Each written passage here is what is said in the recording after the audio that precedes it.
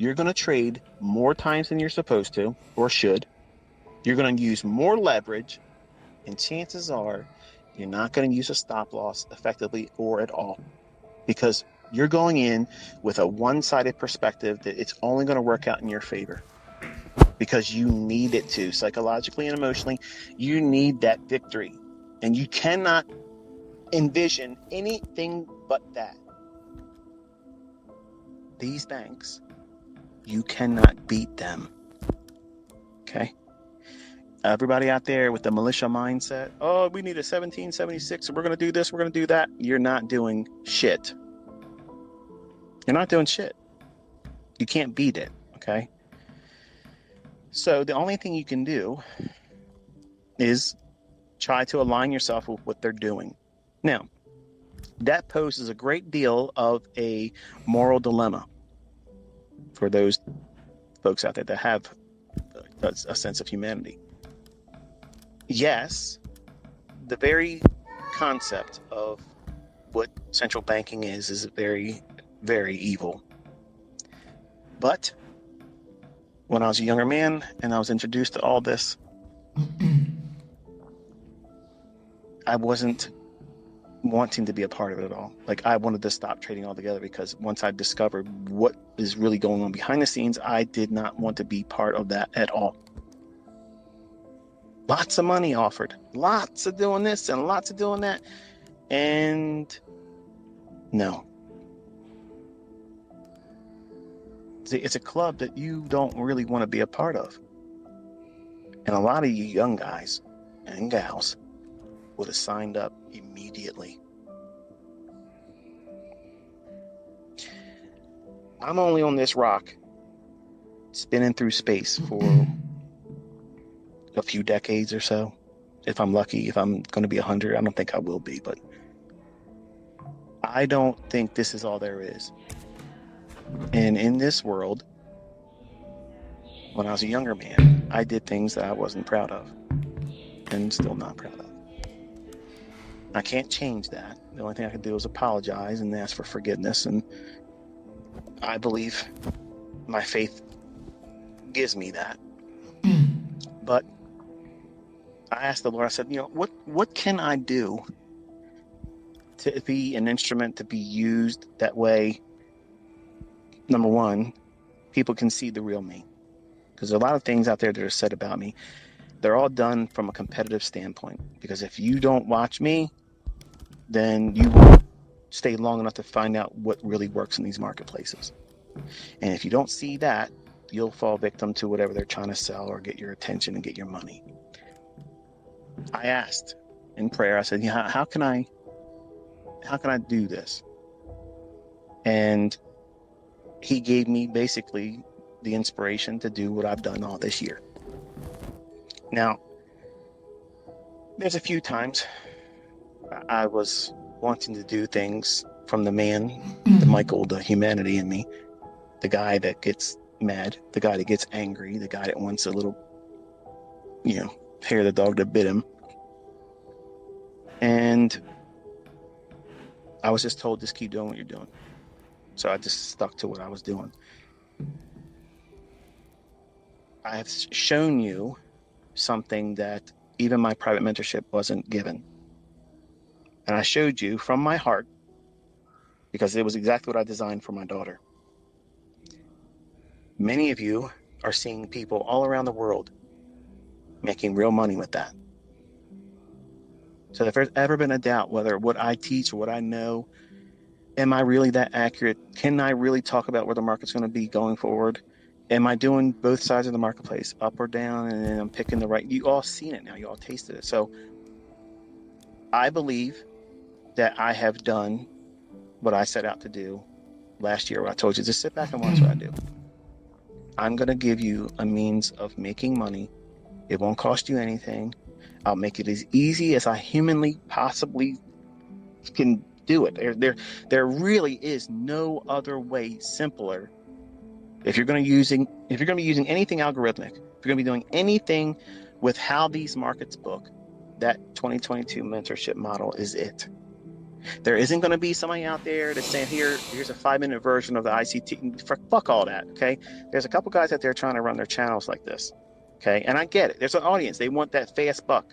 They want that fast, give me a real quick, short little 5-minute trainer.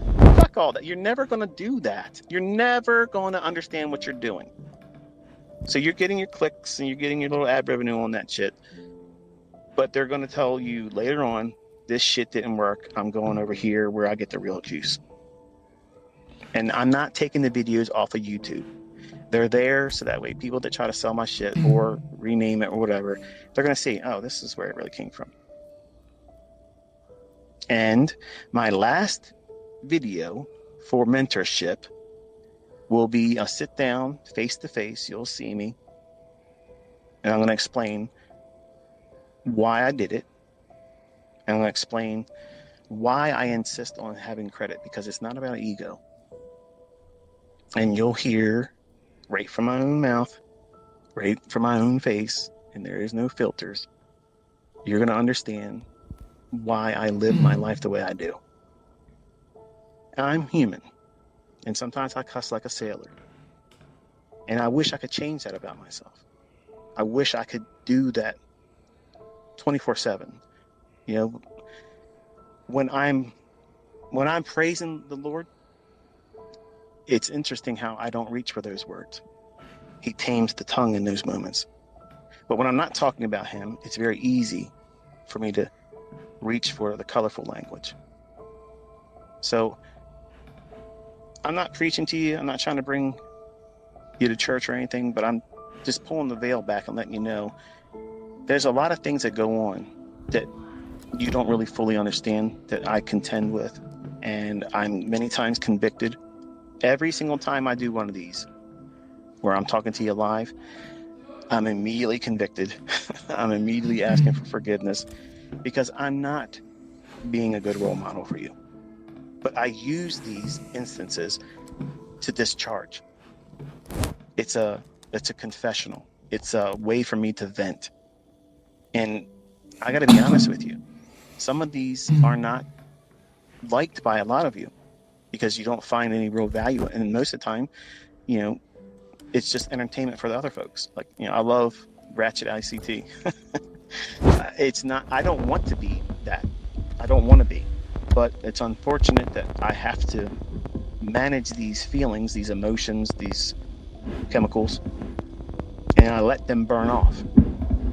And once it happens, it gives me the ability to be around my family and to be around myself and not have 1,000 things rushing to the front of my mind. And it feels like that. It feels like there's 1,000 things that needs my attention right now, and all of them are life like threatening. They're all emergencies when they're not. Not one of them is an emergency, but that's what it feels like living with this. And it's hard to articulate that. It's hard to make it understandable for someone that doesn't have it. And I know when I see someone else living with it, and I deal with them differently. I deal with them differently because I know they can't control it.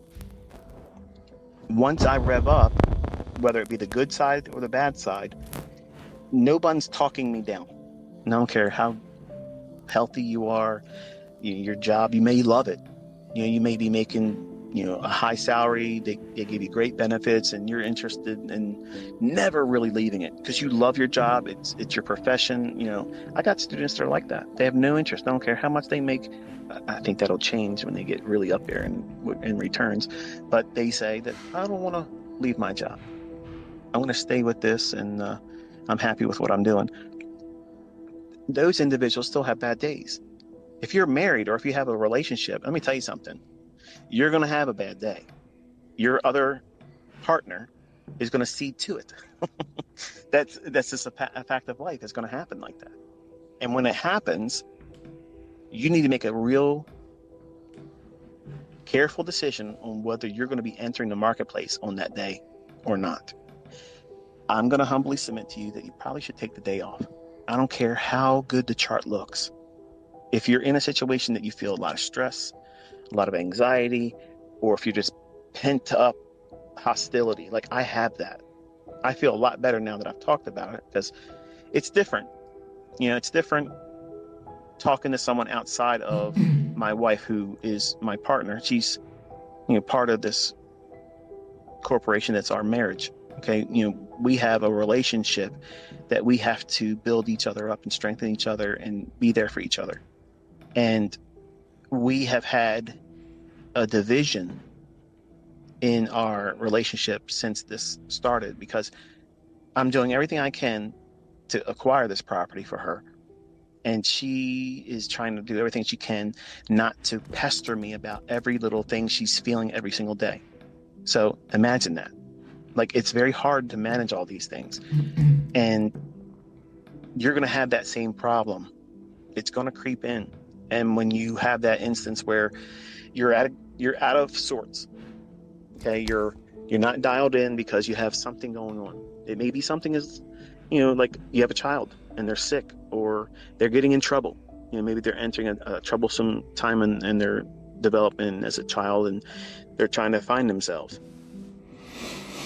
That's stressful, and maybe you're going through an illness. Maybe you discovered something about yourself and your health that is now scary. I've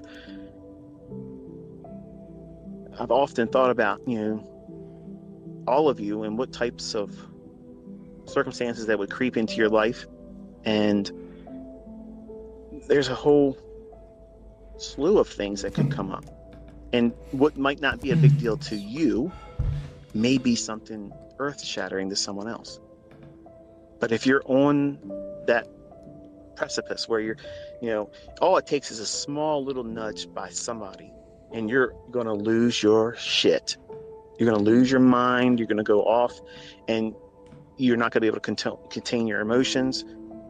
If you feel that way, like if you feel that, the worst thing you can do is go into the marketplace. It never turns out well. It never turns out well.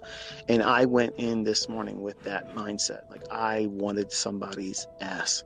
Like, I wanted to tear up something bad. And then I was going to peacock it all over social media because I wanted a war. I wanted it. It was an outlet. So now, because there's closure to this, I feel much more balanced because I've talked to you, because you're all part of the family here. You're part of this ICT clique and the cult of winning. You are the closest individuals that's going to understand what I'm saying about this than anyone else. See, you know what it feels like to be inspired or lured into the marketplace based on these little lines on this chart. You know what it feels like to feel like it's telling you to get in there and do something.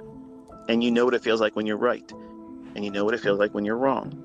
And you're going to have to make a decision. Do you really want to bring yourself misery if you do it wrong? See, you're not going to see it like that at the time. And it's going to take a great deal of self-control to say no. You're not going to be able to do it many times. You're going to just fall victim to yourself. You're going to go in there and start clicking buttons and pushing buttons. And the worst thing that can happen is, well, I guess now it just dawned on me.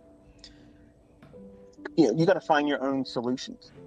You got to find your own rhyme and reason as to, how you find continuity in your own life. Because if you don't have continuity, if you don't have the means of adjusting and adapting to what's going on, it's going to take you out of your focus.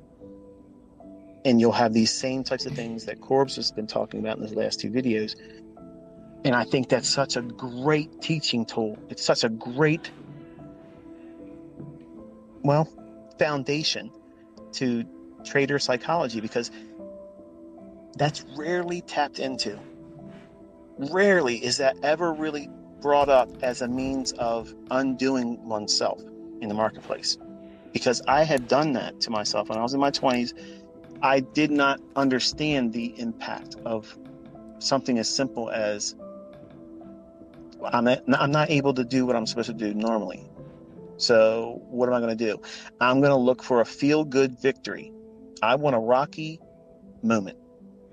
Well, if you remember in Rocky 1, Apollo fucked him up. He didn't win. He got fucked up. So yeah, he survived, but he didn't get no championship. He got his ass whooped. So just remember, that's what it's going to most likely feel like. You're going to get in there and you might do a good job of slugging it out, but you're going home fucked up. So you got to stay focused. You got to stay focused, understand why you're doing it, and don't get taken out of focus. And if it's your routine, it's all out of whack, something's bringing, inconsistency and disrupting your continuity in your everyday life, that right there is a warning sign. Do not go in if you feel like you want to get, revenge, or you want to feel good moment. You want to feel like an attaboy or attagal, like you did something great. Don't look to the market for that feel good moment. Don't ever look to the market like that. Now, if you do something and you feel good, there's nothing wrong about that. But don't use that as your inspiration for going in and trading. Because if you do that, what's going to happen is, and I'm closing on this point, you're going to trade more times than you're supposed to or should.